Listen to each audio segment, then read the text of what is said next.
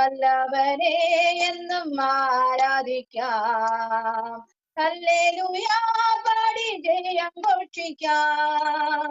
ഹല്ലേലെല്ലാം മറന്നാർത്തു പാടാം. എല്ലാ നാവും ചേർന്നാഘോഷിക്കാം. വല്ലവനെ എന്നും ആരാധിക്കാം. കണ്ണുനീർ കാണുവാൻ ശത്രുക്കൾ ചിന്ന ഭിന്നമായി പോയി. കഷ്ടത വരുത്തുവാൻ ശ്രമിച്ച വിരോധികൾ കഷ്ടത്തിലായി പോയി. കണ്ണുനീർ കാണുവാൻ കൊതിച്ച ശത്രുക്കൾ ചിന്ന ഭിന്നമായി പോയി. കഷ്ടത വരുത്തുവാൻ ശ്രമിച്ച വിരോധികൾ കഷ്ടത്തിലായി പോയി. കർത്താവിന്റെ കൃപ കൂടെയുള്ളപ്പോൾ കൺമണി പോലവൻ കാത്തുകൊള്ളും. കർത്താവിന്റെ കൃപ കൂടെയുള്ളപ്പോൾ കൺമണി പോലവൻ കാത്തുകൊള്ളും. ഹല്ലേലൂയാ പാടി ജയം ഘോഷിക്കാം. ഹല്ലേലെല്ലാം മറന്നാർത്തു പാടാം. എല്ലാ നാവും ചേർന്നാഘോഷിക്കാം. വല്ലവനെ എന്നും ആരാധിക്കാം. പൊട്ടക്കിണറിന്റെ ഏകാന്തതയിലും നിങ്ങളെ പൊതിയട്ടെ. സ്തോത്രം. ഇന്ന് പകൽക്കാലം ആമേൻ കർത്താവിൻ്റെ സാന്നിധ്യത്താൽ നമുക്ക് ആമേൻ ആ പ്രാർത്ഥനയോടെ നമുക്ക് കടന്നു വരാമല്ലോ.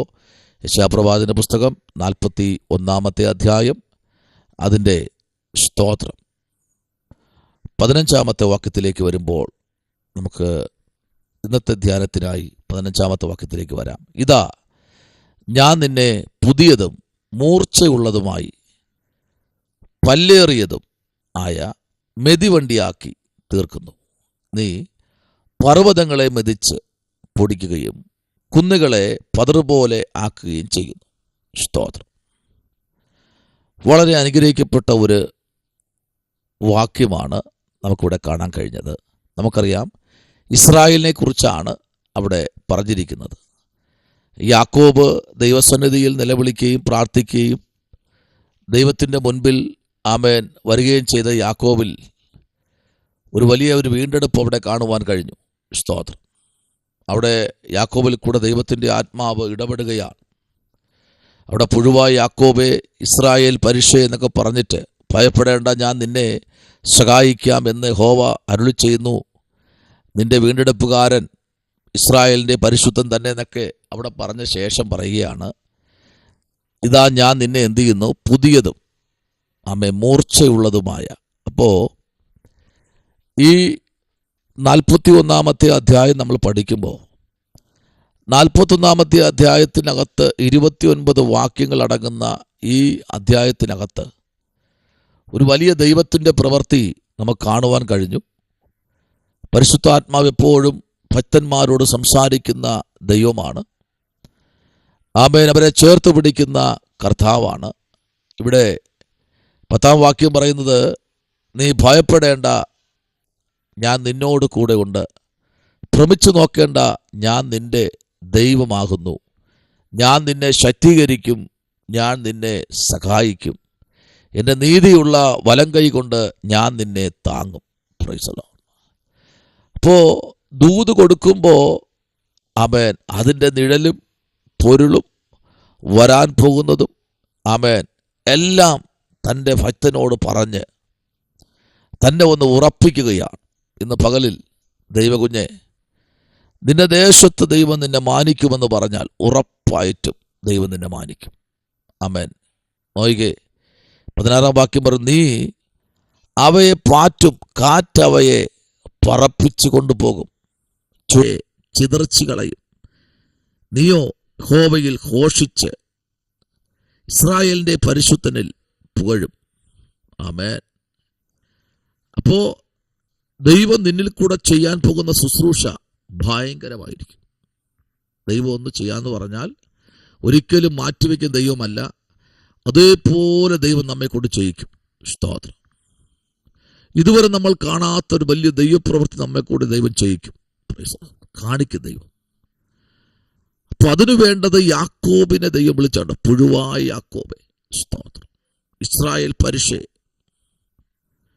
അപ്പോ ദൈവം ആ വാക്കുകൾ ഉന്നയിച്ച് ആമേൻ യാക്കോബിനെ ബലപ്പെടുത്തുകയാണ്. സ്തോത്രം. ഇന്ന് പകലിൽ പരിശുദ്ധാത്മാവിന്റെ നിയോഗപ്രകാരം ദൈവത്തിന്റെ സന്നിധിയിൽ കടന്നു വന്നിരിക്കുന്ന ദൈവകുഞ്ഞെ, ദൈവം നിന്നെ മൂർച്ചയുള്ള ഒരായുധമാക്കി ഈ ദിവസങ്ങളിൽ നിർത്തും. വൻമരങ്ങളെ വെട്ടിവീഴ്ത്തത്തക്ക തലത്തിലുള്ള മൂർച്ചയുള്ള ഒരായുധം, അതാ ദൈവം യാക്കോബിൽ കൂടെ കണ്ടത്.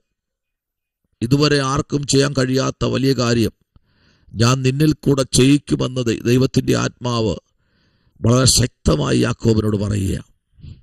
ആമേൻ, സ്തോത്രം.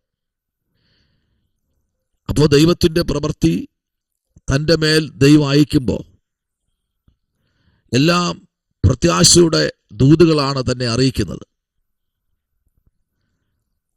Praise the Lord.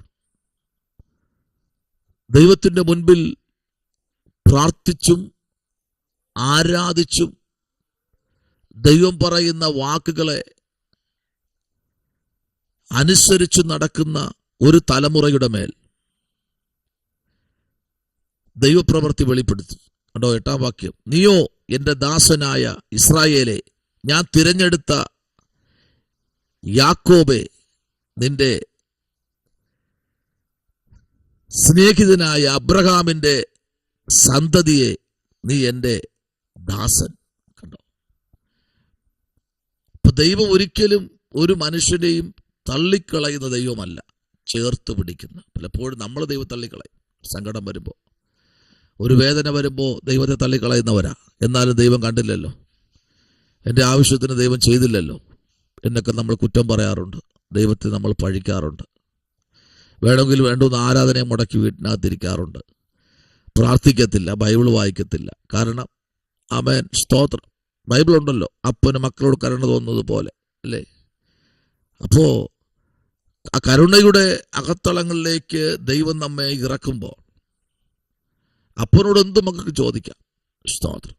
എന്ത് വേണോ അപ്പനോട് ചോദിക്കാം, ഒരു കുഴപ്പമില്ല. അപ്പൻ വഴക്കൊന്നും പറയത്തില്ല, വഴക്ക് പറഞ്ഞാലും ചേർത്ത് പിടിച്ചോളും. അതാണ് അപ്പൻ. അപ്പോൾ ഈ ദിവസങ്ങളിൽ ദൈവത്തിന്റെ മുൻപിൽ പ്രാർത്ഥിക്കുന്ന ആരാധിക്കുന്ന ഒരു ദൈവ പൈതലിന് വേണ്ടി പ്രവർത്തിക്കാൻ എൻ്റെ കർത്താവ് സർവശക്തൻ.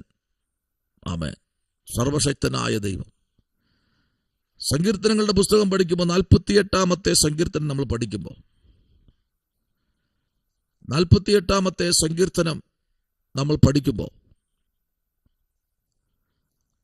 48 സങ്കീർത്തനം 10-ാമത്തെ വാക്യത്തിലേക്ക് വരുമ്പോൾ അവിടെ പറയുന്നത്, ദൈവമേ നിന്റെ നാമം പോലെ തന്നെ നിന്റെ സ്തുതിയും ഭൂമിയുടെ അറ്റങ്ങളോളം എത്തുന്നു.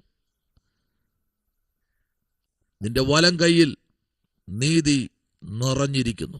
സ്തോത്രം. കണ്ടോ, അപ്പൊ ഭക്തൻ വിളിച്ചു പറയുകയാ, നീ ഭയപ്പെടേണ്ട, ഞാൻ നിന്നോട് കൂടെ ഉണ്ട്. ഇപ്പൊ നമ്മോട് ദൈവം പറയുക നീ ഭയപ്പെടേണ്ടെന്ന് പറഞ്ഞാൽ ഭയപ്പെടേണ്ട, കർത്താവ് കൂടെ ഉണ്ടല്ലോ, പിന്നെ എന്തിനാ മനുഷ്യനെ പേടിക്കുന്നേ? ഹല്ലേലൂയ, ആമേൻ. എന്നാൽ യെശയ്യാവ് 45:24 നമ്മൾ പഠിക്കുമ്പോൾ അവിടെ വളരെ വ്യക്തമായിട്ട് പറയുന്നു, യഹോവയിൽ മാത്രം നീതിയും ബലവുമുണ്ട്. കണ്ടോ, യഹോവയിൽ മാത്രം എന്തുണ്ട്? നീതിയും ബലവുമുണ്ട്.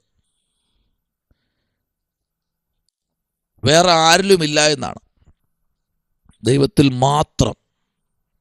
അതിലെ ദാവീദ് പറഞ്ഞേ, ഞാൻ കർത്താവിനോട് പറ്റി നിൽക്കുന്നു. പറ്റി നിൽക്കുന്നത് കൊണ്ട് ദൈവം എന്നെ വിടുവിക്കും. ദൈവത്തോട് പറ്റി നിൽക്കാൻ, ദൈവത്തിൻ്റെ ശബ്ദം കേൾക്കാൻ, ദൈവത്തോട് ചേർന്ന് നിൽക്കുവാൻ, നടക്കുവാൻ ഈ തലമുറയിൽ ദൈവം നമ്മെക്കുറിച്ച് ആഗ്രഹിക്കുന്നു. അങ്ങനെയെങ്കിൽ ഇന്ന് പകലിൽ ആ കർത്താവിൻ്റെ കരുത്തിലേക്ക് നമുക്ക് ഏൽപ്പിക്കാം. ഇവിടെ നമ്മൾ വായിച്ച വാക്യം ഇതാണ്, സ്തോത്രം. ഇതാ ഞാൻ നിന്നെ പുതിയതും മൂർച്ചയുള്ളതുമായി പല്ലേറിയതുമായ മെതിവണ്ടിയാക്കി തീർക്കുന്നു. സ്തോത്രം. അപ്പോൾ ദൈവം നമ്മെ ചിലതിനെ പൊടിക്കുവാൻ, ചിലതിനെ മെതിക്കുവാൻ, ചിലതിനെ പിടിച്ചടക്കുവാൻ ദൈവം നമ്മെ ഹല്ലേലൂയ ഉപയോഗിക്കുന്ന സമയം ആസന്നമായിട്ടുണ്ട്. പ്രാർത്ഥനയോടെ നമുക്കായിരിക്കാം. കർത്താവ് നമ്മോട് സംസാരിക്കട്ടെ. പരിശുദ്ധനായ ദൈവമേ, സ്വർഗ്ഗത്തിൽ നല്ല പിതാവേ, അനുഗ്രഹിക്കപ്പെട്ട നല്ല പകലിനായി സ്തോത്രം. ദൈവം ഞങ്ങളെ അനുഗ്രഹിക്കണം.